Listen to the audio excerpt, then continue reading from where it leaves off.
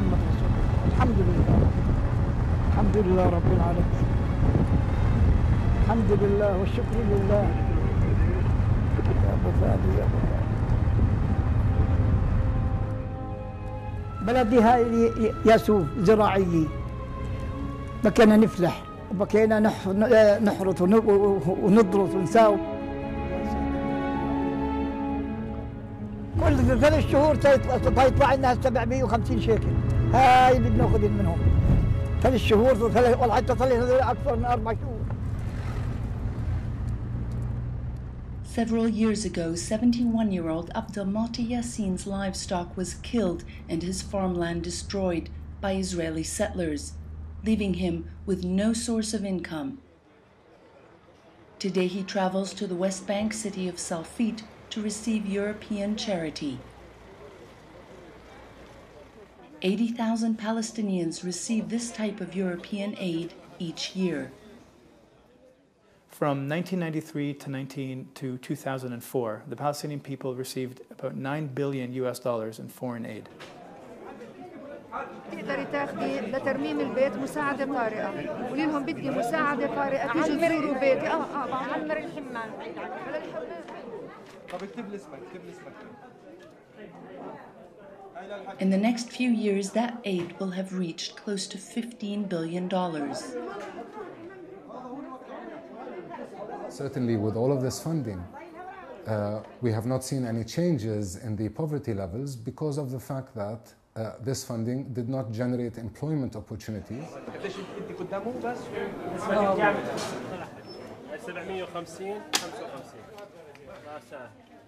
The main problem is that this aid is here with a very clear political agenda, which is to support the Oslo peace process. Assumed a period of that the conflict was over. The negotiations have been stalled for 17 years. احنا معتمدين مش بشكل سنوي على المانحين، احنا معتمدين بشكل يومي، حولونا لمعتمدين بشكل مطلق على أموال المساعدات الخارجية.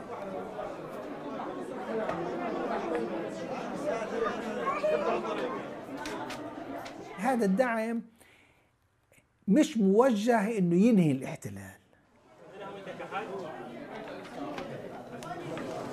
عبد المعطي خليل إبراهيم ياسين. نعم.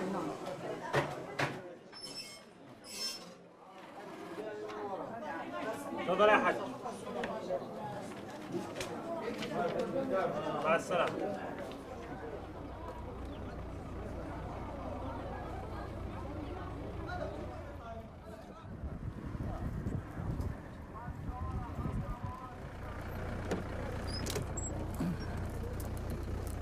يا ظهري يا أمي.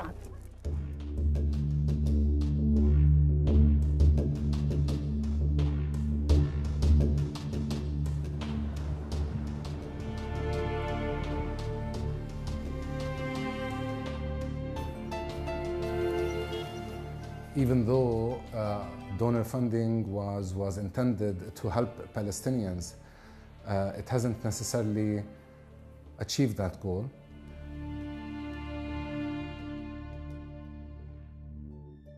And most of the aid which was funneled into the occupied territories, it has not resulted in helping Palestinians with steady economic development.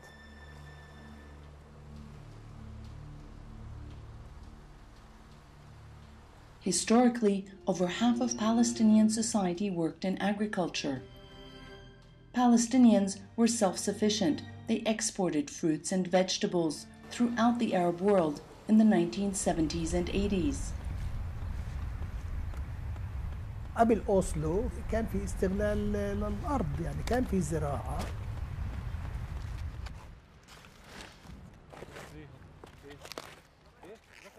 بداية الانتفاضة كان في محاولات للتحكم في الاقتصاد المحلي الفلسطيني على أساس الإنتاجية الصغيرة، المستوى الصغير من الإنتاجية والاعتماد الذاتي.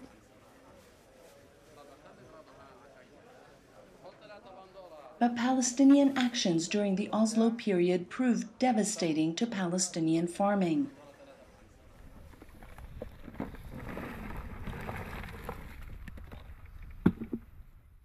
دعم لا يذكر اللي كان يجي لقطاع الزراعة، لأنه كان في تناقض بين الدعم لقطاع الزراعة وبين أوسلو. يعني السلطة لا تتحكم في الأرض ولا تتحكم في المياه. إسرائيل تتحكم في الأرض وإسرائيل تتحكم في المياه.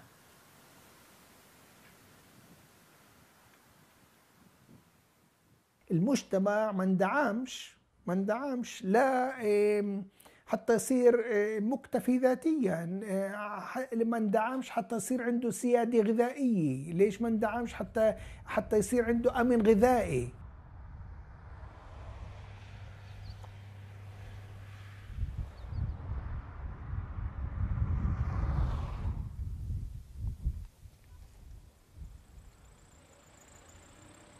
The economic planners during the Oslo period favored costly new industrial zones over agricultural development.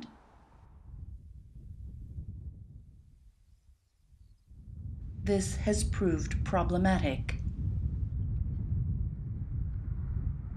معروف سهل بن مرج بن عامر اللي هو السلة الغذائية للفلسطينيين، للعائلات الفلسطينية، اللي من ناحية التشغيل ومن ناحية المزروعات وتوفيرها للسوق الفلسطيني.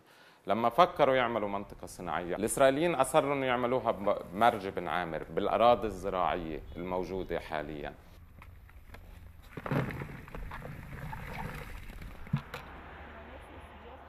أجا بنك التنمية الألماني وقال أنا بدي أعطي قرض، مش منحة، قرض للفلسطينيين بقيمة 14 مليون يورو اللي يعملوا البنية التحتية للمنطقة الصناعية.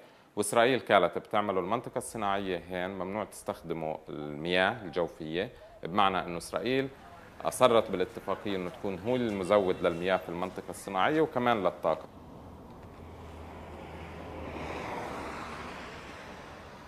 By controlling the water and electricity and access roads to the industrial complex at Al-Jalame, Israel exerts full control over the Palestinian project. من 16 سنة المشروع بنحكى عنه، لليوم ما صار إشي، ما صار منطقة صناعية.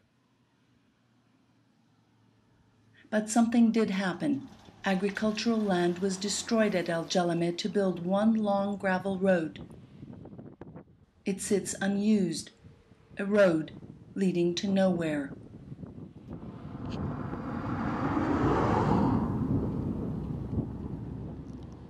والمانحين اللي هم كانوا موجودين بنك التنمية الألماني كان بدرك تماماً إنه فيش مجال لمنطقة صناعية أو لاقتصاد فلسطيني طول ما إسرائيل هي المتحكمة في كل نقاط العبور بفلسطين.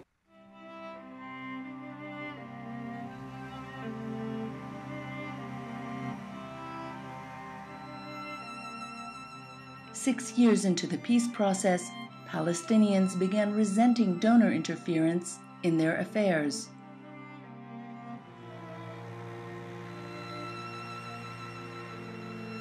I think one of the main areas which donor agendas are imposed on local societies is through the ideological underpinnings of aid. When you talk about women's organizations focusing their energy solely on legislation or on teaching women to lobby their elected representatives as a mechanism for empowering women, you're assuming a functioning liberal democracy. And clearly in Palestine we're not. This is not an independent, autonomous state or a functioning liberal democracy. We are a society living under a brutal apartheid system.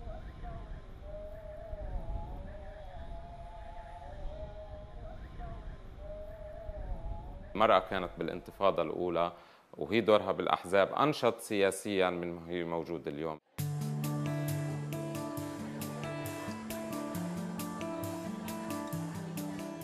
Workshops in urban centers replaced community work in rural areas.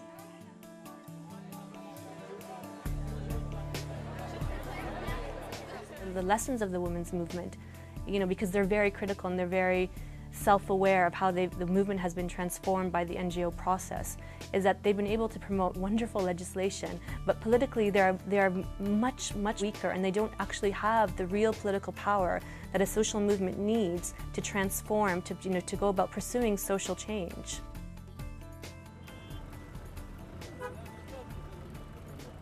But this is not the mechanism of change that we need, actually. For us, for a society which is engaged in a struggle, an anti-colonial struggle, a struggle for freedom, a struggle for liberation, being able to unify social forces is very important. And these professionalized activities actually break that up. They've broken up the grassroots model of organizing that we had in the first Intifada.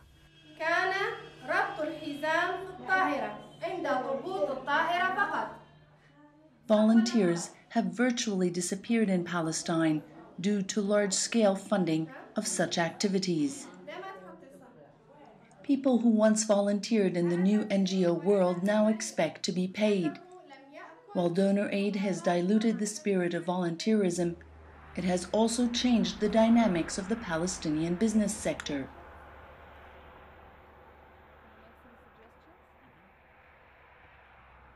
The challenges of operating a business are faced by many Palestinian businesses in the private sector. One of those challenges is recruiting Palestinians. It is a product of what's starting to be called the NGOization of developing economies. It's a result of a large amount of foreign aid that is injected to the Palestinian economy that allows non-governmental organizations or NGOs the ability to offer inflated salaries that are far detached from the local economy to recruit educated and professional Palestinians. So NGOs are therefore able to offer a salary that is 3 to 4 times higher than what the local private sector can afford.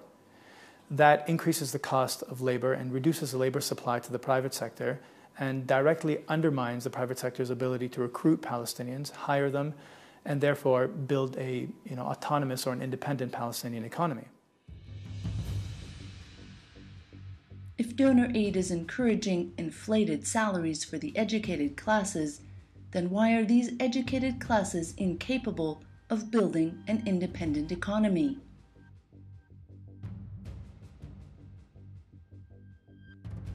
The very fundamentals of economic development and growth and free movement of goods and people was completely stopped by the government of Israel, by the successive governments of Israel. The donor community did not challenge this, but they continued pouring money over it. So they knew that they are investing in a failed project.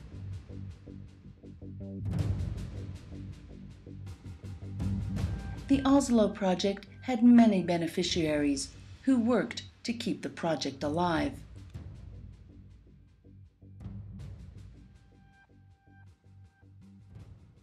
لأنه احنا إذا بدنا نقول شو عملوا المانحين، عملوا طبقة أو نخب سياسية اقتصادية متشابهة أو متجوزة بعض وقاعدين، هذول النخب هم اللي برسموا قاعدين سياسة البلد.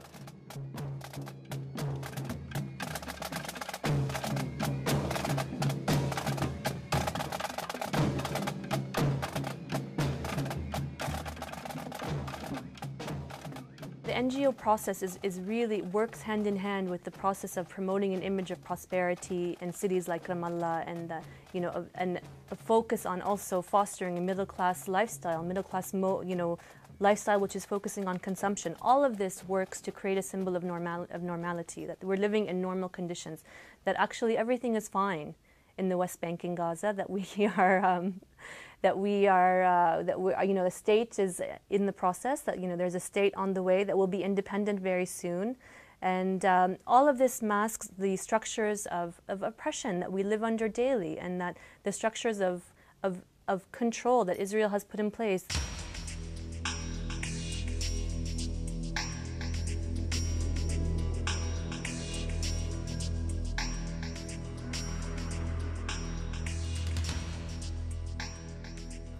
I think donor funding contributed because donors and the countries behind them did not challenge the policy of the State of Israel by economically blockading the West Bank and the Gaza Strip and East Jerusalem. So they knew that they are investing in a failed project which cannot be feasible without the free movement of goods and people.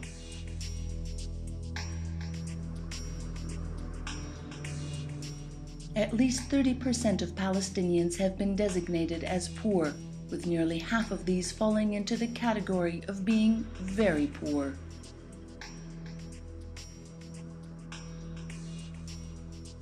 How can so many Palestinians remain poor with so much aid being donated? واحنا ما ننساش انه في جزء كبير كمان مقدر يمكن بين 30 ل 50% من الدعم اللي بيجي من مصادر الدعم الخارجية بيرجع لنفس المصادر، بيرجع للبلاد نفسها من خلال المستشارين في بعض المشاريع. هاي النسبة اللي بترجع لمصدر الدعم تزيد عن 50% من المبلغ المقر اللي بنحط على الكتب. يعني بتسجل انه هذا دعم للشعب الفلسطيني تحت الاحتلال.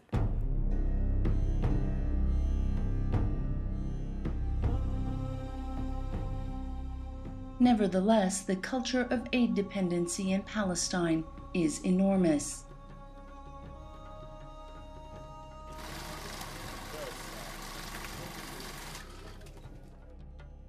Right now, 30% of the Palestinian GDP comes from foreign aid. If Palestinians were to become disobedient, as defined by those foreign donor states, that donor money would cease to exist. It allows the donor states to essentially blackmail the Palestinian people. And I know blackmail is a strong word, but we saw the negative effects of donor aid in 2006 and its political implications. When Palestinians elected their own government in 2006, the donor aid money was turned off because they defined the results of the Palestinian election as hostile to Western interests. So therefore they ended donor aid to the Palestinian Authority. So they're like what they call the golden handcuffs. You know, the donor aid is given to you, but it has conditions that require you to react in a different way.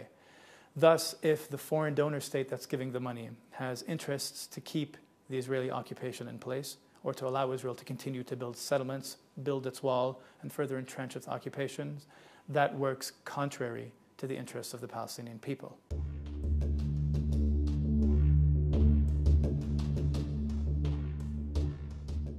Critics of the economic policies of the Palestinian Authority say that the consumer society being created will have devastating long-term effects on the Palestinian people.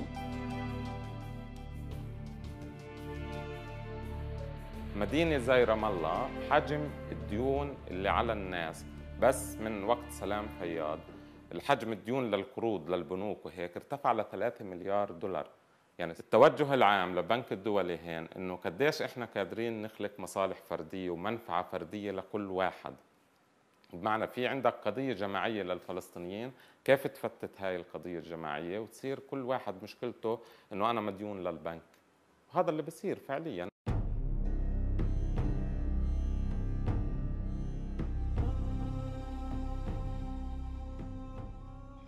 Palestinian society, observers note, is changing.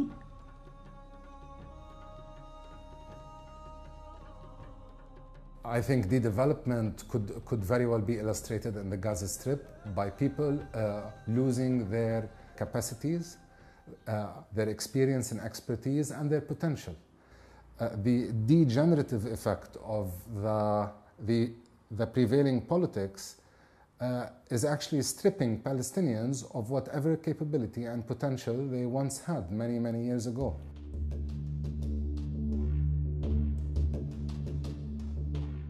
But being debt-ridden and facing the prospects of de-development are not the only internal problems that the Palestinians face.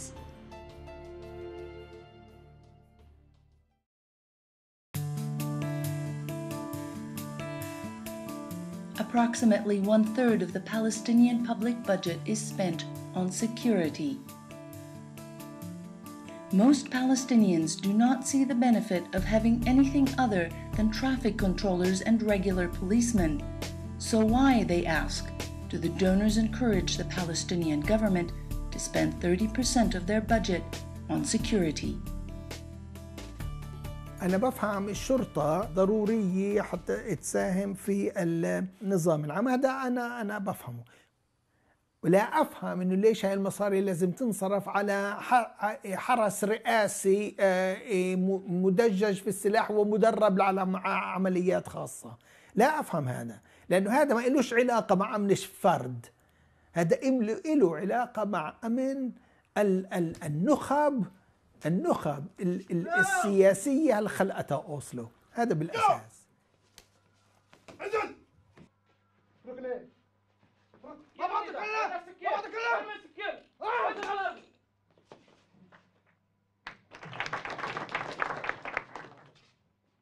Palestinians remain realistic about the nature of European involvement in the Israel-Palestine conflict. بالحالة الفلسطينية دور المانحين بالأساس هو دور سياسي. أنا بقصد بالدور السياسي قديش أنت قادر تبقى مساند سياسيا لقضية هالقد عادلة وبيختلفوش عليها الناس يعني أخلاقيا في أي قانون وفي كل مواثيق الأمم المتحدة اللي هي بتنص على قرارات محددة بالموضوع الفلسطيني. بالوقت اللي بتعطينا ألمانيا قيصة حين هي بتمنح إسرائيل غواصات نووية بنفس الوقت. فبالتالي فيش هاي الدعم الحقيقي. وبتكف ميراكل وبتقول إنه لا الفلسطينية إذا بدهم دولة لازم توافق إسرائيل. يعني كمان حطتينا تحت مظلة إسرائيل كمان مرة. أنا برأيي إنه المانحين فقدوا دورهم الأخلاقي والقيمي في التدخل في القضية الفلسطينية. لعبوا الدور السياسي اللي ممكن يلعبوه لصالح إسرائيل. كيف هم يكونوا عامل إضافي بالضغط على الفلسطينيين مش مساعد للقضية الفلسطينية.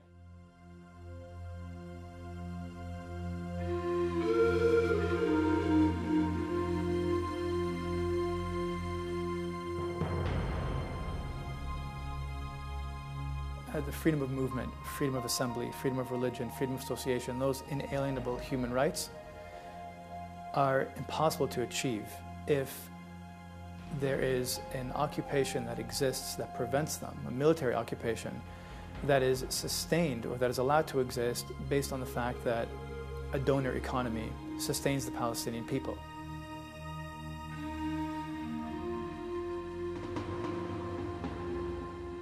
You know, when they talk about economic peace, I consider it almost as the opium to the Palestinian people because it keeps them sort of drugged while Israel continues to further entrench its occupation. And that's the essential problem with a massive amount of donor aid into the Palestinian territories, because one can argue easily that it helps sustain the Palestinians while Israel further entrenches its occupation. And that has enormous implications because, I mean, as much as people talk about the possible outcomes of the conflict, they talk about the two-state solution or the one-state solution, but the most realistic outcome is permanent occupation.